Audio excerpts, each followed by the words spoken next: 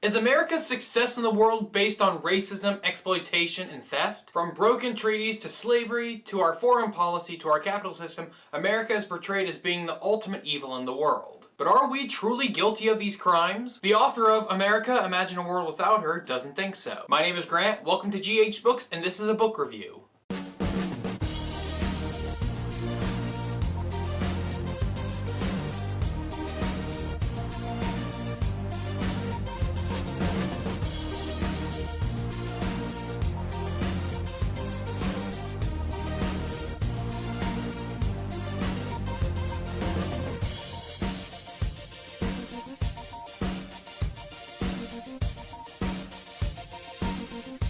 America, Imagine a World Without Her is Dinesh D'Souza's love letter to America. In terms of historiography, this book would fall under apologetics. In this book, the author takes the 5 most common criticisms about the United States and its history and seeks to address them. Issues like slavery or taking land from the Indians or Mexico, or our foreign policy and economics. And I tend to consider myself an apologist when it comes to American history.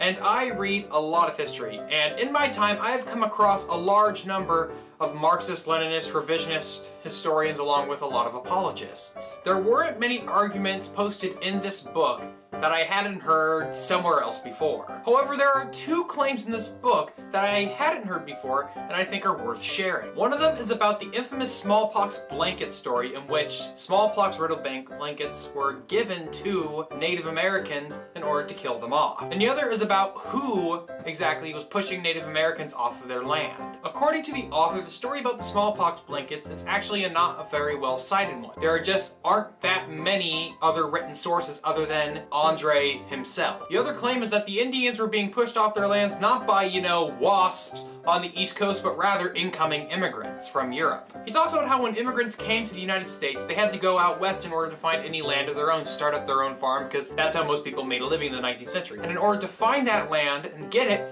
they had to push Indians off of it. I don't have much to say about the first claim because I am not knowledgeable enough in that to make that assertion, but the second claim does have some legitimacy to it. There was a lot of immigration coming from Europe into the United States at that time, and they moved out to the frontier. However, the author almost portrays it as though the only way we could have stopped the pushing of the Native Americans off their land is if we halted immigration from Europe. I'm not sure of that, but I think the immigration factor is definitely one that needs to be looked at better. This book is a good introduction into historiography of apologetics. And this book was a tie-in to a movie of the same title, which is this. The book and film were actually very different from each other, and not much from one actually made it into the other. A friend and I reviewed the film on my main channel, so you can take a look to those links right here or in the description below. So what are your thoughts on apologetics? Should we listen to them more, or are they just somebody trying to change the narrative for a political purpose? Leave your thoughts in the comments below. Click that like button, share this video, and subscribe to the channel if you haven't. Keep reading and have a great day.